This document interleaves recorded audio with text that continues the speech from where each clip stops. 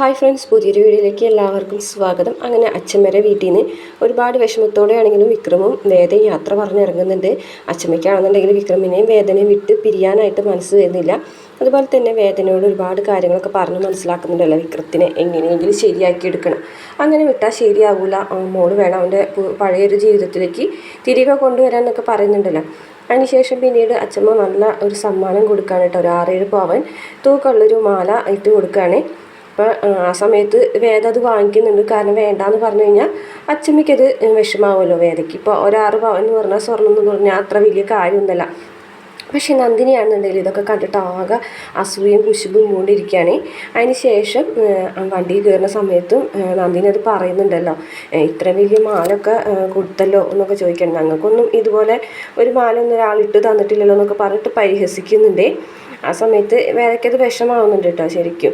അപ്പോൾ വേദ എന്തായാലും ആ മാല തിരികെ കൊടുക്കണം എന്ന് വിചാരിക്കുന്നുണ്ട്. ആ സമയത്ത് കൊടുക്കുന്നില്ല, എങ്കിലും പിന്നീട് വീട്ടിലെത്തുന്ന സമയത്ത് കൊടുക്കുന്നുണ്ട്.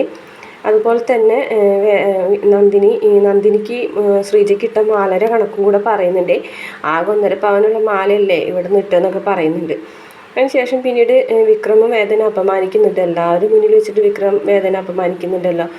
വിക്രമിൻ്റെ അടുത്ത് ഇരിക്കാൻ ചെല്ലുമ്പോൾ വിക്രം വേദനയോട് മോശമായിട്ട് പെരുമാറുന്നു. എന്നോട് ആര് പറഞ്ഞു ഇവിടെ ഇരിക്കാൻ, എനിക്കിവിടെ ഇഷ്ടംപോലെ സീറ്റ് ഉണ്ടല്ലോ, അവിടെ അങ്ങനെ ചെന്നിരിക്കാൻ പറഞ്ഞിട്ട് ദേഷ്യപ്പെടുകയാണ്. അപ്പം എന്നോട് അച്ഛമ്മ ഇവിടെ ഇരിക്കാനെന്ന് പറഞ്ഞെന്ന് പറയുമ്പോൾ എന്നാൽ നീ ഇവിടെ ഇരുന്നോ എന്ന് പറഞ്ഞിട്ട് അവിടെ നിന്ന് എഴുന്നേറ്റ് പോവുകയാണ്. വേറെ സീറ്റിൽ ചെന്ന് വിക്രം ഒറ്റയ്ക്ക് ഇരിക്കുന്നുണ്ട്. അത് കാണുമ്പോൾ നന്ദിനിക്ക് പരിഹസിക്കുന്ന സമയത്ത് വേദയ്ക്ക് ഒരുപാട് സങ്കടമാവുന്നുണ്ട് കേട്ടോ. അതുപോലെ തന്നെ കമലാമ്മയും മാഷും ഇങ്ങനെ വിഷമിച്ചിരിക്കുന്നുണ്ട് വിക്രമിൻ്റെ ആ ഒരു സ്വഭാവം കാണുമ്പോൾ. എന്തായാലും വേദ ആകെ ആ ഒരു കാര്യത്തിൽ വേദ ഭയങ്കരമായിട്ട് സങ്കടപ്പെടുന്നുണ്ട്. കണ്ണൊക്കെ നിറഞ്ഞുകൊണ്ട് വിക്രമിനെ നോക്കുകയാണ്. വിക്രമാണെന്ന് യാതൊരു കൂസലില്ലാതെ വേറൊരു കസേരയിൽ ചെന്നിരിക്കുന്നുണ്ട്.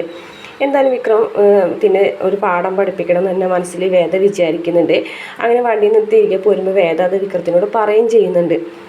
പിന്നെ എല്ലാവരുടെ മുന്നിൽ വെച്ച് അപമാനിച്ചു എന്നായിരിക്കും ഇപ്പോൾ വിചാരിക്കുന്നതെന്ന് പറയുമ്പോൾ അത് ഉറപ്പായിട്ടും അങ്ങനെ തന്നെയാണെന്ന് പറയും. പക്ഷേ അങ്ങനെ എന്നെ അപമാനിച്ചു എന്ന് വിചാരിച്ചിട്ട് നിങ്ങൾ സന്തോഷിക്കേണ്ട, എന്നെ ഇപ്പോൾ അപമാനിച്ചതിന് പകരം വീട്ടിയിട്ടില്ലെങ്കിൽ ഇത് വേദയില്ലാതിരിക്കണം എന്ന് വിക്രത്തിനോട് വേദ പറയുന്നുണ്ട്. അതിനുശേഷം വീട്ടിലേക്ക് തിരിച്ചെത്തുന്ന സമയത്ത് എല്ലാവരും കിടക്കാൻ പോകുന്ന സമയത്ത് നമ്മുടെ വേദ അമ്മേനെ വിളിച്ചിട്ട് പറയുകയാണ്, അമ്മ ഞാനൊരു കാര്യം ചെയ്യാൻ പോകണം, അമ്മയ്ക്ക് എന്നോട് വിഷമമൊന്നും തോന്നരുതെന്ന് പറയുമ്പോൾ എന്താണെന്ന് ചോദിക്കുമ്പോൾ പറയുന്നുണ്ടല്ലോ, എനിക്ക് ഈ മാല വേണ്ടാന്ന് പറഞ്ഞിട്ട് അയ്യോ മോളെ എന്താ മോളെ ഇതെന്നൊക്കെ ചോദിക്കുന്നുണ്ട് കേട്ടോ അമ്മ. അപ്പോൾ പറയുന്നുണ്ട് എനിക്ക് വേണ്ട അമ്മേ. ആ സമയത്ത് ഞാനത് അച്ഛമ്മനോട് പറഞ്ഞിട്ടുണ്ടെങ്കിൽ അച്ഛമ്മയ്ക്ക് അത് വിഷമാവും, ഞാനത് വേണ്ടാന്ന് പറഞ്ഞിട്ടുണ്ടെങ്കിൽ, അതുകൊണ്ട് മാത്രമാണ് ഞാൻ വാങ്ങിച്ചത്. എന്തായാലും ഈ ഒരു മാലയുടെ ആവശ്യം എനിക്കില്ല അമ്മേ എന്ന് പറഞ്ഞിട്ട് ആ ഒരു മാല ഊരിയാണ്. മോളെ ഇനി മോളെടുത്തോന്നൊക്കെ പറയുന്നുണ്ട് കമലമ്മ. പക്ഷെ പറയുന്നുണ്ട് വേദ വേണ്ട, ഈ വീട്ടിലെ 2 മരുമക്കൾ കിട്ടാത്ത ഒരു കാര്യം എനിക്ക് വേണ്ട, എനിക്ക് മാത്രമായിട്ട് ഒരു അംഗീകാരവും വേണ്ട എന്ന് പറഞ്ഞിട്ട് ആ ഒരു മാല കമലമ്മയുടെ കയ്യിൽ കൊടുത്തിട്ട് കമലമ്മ വിഷമിച്ച് നിൽക്കുന്നതാണ് ഇന്നലത്തെ എപ്പിസോഡിൽ ലാസ്റ്റായിട്ട് കാണിച്ചിട്ടുള്ളത്. അതിനുശേഷം പിറ്റേ ദിവസം പിറ്റേ ദിവസം രാത്രി വേദ തീരുമാനിക്കുകയാണ് വിക്രമിൻ്റെ കൂടെ തന്നെ കിടക്കുള്ളൂന്ന്. അങ്ങനെ വിക്രമിൻ്റെ റൂമിലേക്ക് പായം തള്ളൊക്കെ ആയിട്ട് ചെല്ലുന്ന സമയത്ത് വിക്രം ദേഷ്യപ്പെടുകയാണ്. വിക്രം പറയുന്നത് എവിടേക്കാണ് വരുന്നതെന്ന് ചോദിക്കുകയാണ്. ഈ റൂമിലൊന്നും കിടക്കാൻ പറ്റില്ല എന്ന് പറഞ്ഞിട്ട് വിക്രം ദേഷ്യപ്പെടുകയാണ്. ഈ റൂമിൽ തന്നെ ഞാൻ കിടക്കും എന്ന് പറയുന്നത്. അപ്പോൾ വിക്രം പറഞ്ഞു ഇല്ല, ഞാനതിന് സമ്മതിക്കില്ല നിന്നെന്ന് പറയാൻ കേട്ടോ. അച്ഛമ്മ ഉള്ളൊരു ദിവസം അത് അച്ഛമ്മ ദേഷ്യപ്പെടുന്ന കാര്യം മാത്രമാണ് ഞാനത് സമ്മതിച്ചത്. പക്ഷേ ഈ റൂമിൽ കിടക്കാമെന്ന് നീ വിചാരിക്കേണ്ട എന്ന് പറഞ്ഞു. അച്ഛമ്മ എന്നോട് പറഞ്ഞിട്ടുള്ളത് ഈ റൂമിൽ തന്നെ കിടക്കാനാണെന്ന് പറയുമ്പോൾ വിക്രം ദേഷ്യപ്പെടുകയാണ് കേട്ടോ. ആ മുതുക്കി തള്ള അങ്ങനെയൊക്കെ പറഞ്ഞു വിചാരിച്ചിട്ട് അതേപോലെ അനുസരിക്കണം എന്നാണ് നീ വിചാരിക്കുന്നതെന്ന്. പക്ഷേ വേദയാണെന്നുണ്ടെങ്കിൽ ഫോൺ മുത്തശ്ശിക്ക് കോൾ ചെയ്ത് വെച്ചിട്ടുണ്ടായിരുന്നു. അതുകൊണ്ട് തന്നെ വിക്രം പറയുന്ന കാര്യങ്ങളൊക്കെ അച്ഛമ്മ കേൾക്കുകയാണ്. എൻ്റെ അച്ഛമ്മ പറയും ആരാടാ നിൻ്റെ മുതുക്കി തള്ള, മര്യാദയ്ക്ക് അവളവിടെ കെടുത്തിയിട്ടില്ലെങ്കിലൊന്നുമില്ല, ഞാനിപ്പം നാളെ രാവിലെ തന്നെ അങ്ങോട്ട് വരുന്നൊക്കെ പറഞ്ഞിട്ട് വിക്രമിനെ ഭീഷണിപ്പെടുത്താണ്. അപ്പോൾ പിന്നെ വിക്രമിന് വേറെ നിവൃത്തിയില്ല അവിടെ വേദന കെടുത്താതെ. അങ്ങനെ വേദ അവിടെ തന്നെ കെടുക്കുകയാണ്. വിക്രമിനാണ് ദേഷ്യം വരുന്നുണ്ട് കേട്ടോ, ചവിട്ടി കൂട്ടുന്നില്ല ഞാൻ എന്നൊക്കെ പറഞ്ഞിട്ട് ചവിട്ടാനൊക്കെ നോക്കുന്നുണ്ട്. വേദയാണെന്നുണ്ടെങ്കിൽ യാതൊരു കുലുക്കില്ലാതെ അവിടെ താഴത്ത് കെടുക്കും കേട്ടോ. ഞാൻ ഇവിടെ കെടുക്കാമെന്ന് വിചാരിച്ചിട്ടുണ്ടെങ്കിൽ ഇവിടെ തന്നെ കെടുക്കും എന്ന് പറഞ്ഞിട്ട് അവിടെ കിടക്കുകയാണ്. ദേഷ്യം വന്നിട്ട് വിക്രം ഇങ്ങനെ നിൽക്കുന്നുണ്ട്. പിറ്റേ ദിവസം രാവിലെ തന്നെ ചായ കുടിക്കുന്ന സമയത്ത് വേദ പറയണം അമ്മേ ഞാൻ അമ്പലത്തിൽ പോകുന്നുണ്ട് കേട്ടോ. ആണോ മോളെ ചോദിക്കുകയാണ്. ഞാൻ ഒറ്റയ്ക്കല്ല കേട്ടോ, വിക്രം കൂടിയിട്ടെന്ന് പറയുന്നത് കേൾക്കുമ്പോൾ വിക്രം ഞെട്ടുകയാണ്. ആഹാ ഞാനോ, നീ ഒറ്റയ്ക്കാണ് അതൊക്കെ തീരുമാനിക്കുന്നതെന്ന് ചോദിക്കുകയാണ്. നിൻ്റെ കൂടെ ഒന്നും ഞാൻ അമ്പലത്തിലേക്ക് വരില്ല എന്നൊക്കെ പറയും കേട്ടോ. അപ്പോൾ വേദ പറയുന്നുണ്ട് എൻ്റെ കൂടെ അമ്പലത്തിലേക്ക് വരണം, അത് നിർബന്ധം തന്നെയാണെന്ന് പറയും കേട്ടോ. അപ്പോൾ വിക്രം പറഞ്ഞു എന്ന് ആര് പറഞ്ഞു, നിൻ്റെ കൂടെ വന്നിട്ടുള്ള ഒരു പുണ്യം എനിക്ക് വേണ്ട എന്ന് പറയും. അപ്പോൾ വിക്രവും വേദയും കൂടിയിട്ട് ഇതും പറഞ്ഞ് തല്ലടി വീണുമ്പോൾ കമലാമാർഗം ഒന്ന് നിർത്തുന്നുണ്ടോ, രണ്ടുപേരും കൂടെ കണ്ടു കഴിഞ്ഞിട്ടുണ്ടെങ്കിൽ കീരിയും പാമ്പും പോലെയാണ്.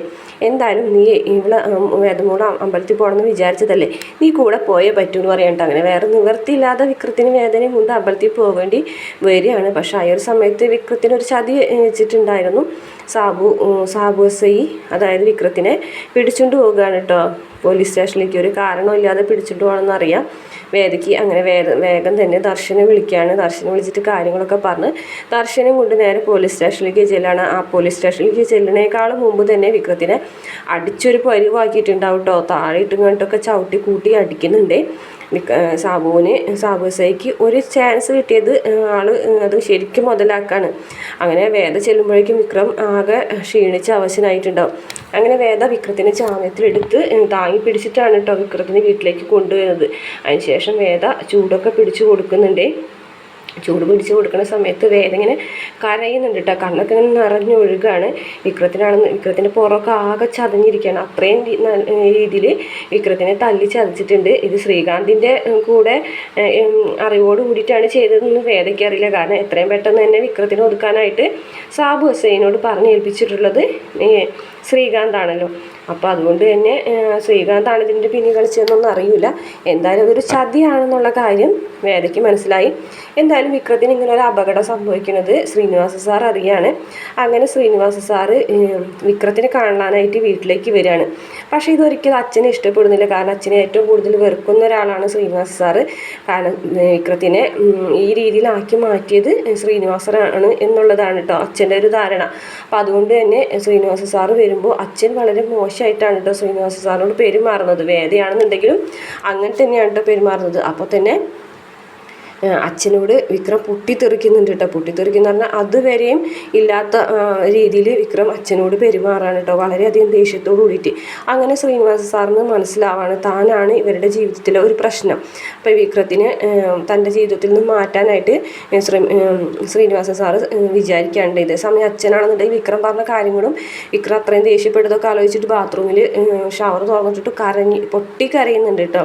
അങ്ങനെ വിക്രത്തിനെ ശ്രീനിവാസ സാറ് വിളിപ്പിക്കുകയാണ്. ശ്രീനിവാസ സാറിൻ്റെ അടുത്ത് ചെല്ലുമ്പോൾ വിക്രത്തിനോട് പറയുന്നുണ്ട്, നിൻ്റെ ജീവിതത്തിൽ ഇനി മാറ്റങ്ങൾ ആവശ്യമാണ്. നിനക്ക് ഭാര്യയായി കുടുംബമായി ഒരു ജീവിതം വേണം നിനക്ക്. അതുകൊണ്ട് ഇനി എൻ്റെ കൂടെ നീ നിൽക്കണ്ട. എൻ്റെ കൂടെ നിന്നിട്ടുണ്ടെങ്കിൽ നിനക്ക് ജീവിതത്തിൽ ഉയർച്ചയൊന്നും ഉണ്ടാവില്ല എന്നൊക്കെ പറയാണ്.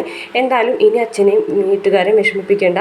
ഇനി നിനക്ക് നിൻ്റേതായ രീതിയിൽ ജീവിക്കാനായിട്ട് പോകാമെന്നൊക്കെ പറഞ്ഞിട്ട് വിക്രത്തിനെ അവിടെ നിന്ന് പറഞ്ഞയക്കുകയാണ്. അതിനുശേഷം പിന്നീട് വേദയും വിക്രവും തമ്മിലുള്ള ഒരു റൊമാൻറ്റിക് ഭാഗം കൂടെ പ്രമോല് കാണിച്ചിട്ടുണ്ട് കേട്ടോ. അതായത് രണ്ടുപേരും കൂടെ ഒരുമിച്ച് നിൽക്കുന്നത്. ഇത്രയാണ് പ്രമോല് കാണിച്ചിട്ടുള്ള വീഡിയോ. ഇഷ്ടപ്പെട്ട ചാനൽ സബ്സ്ക്രൈബ് ചെയ്യണേ.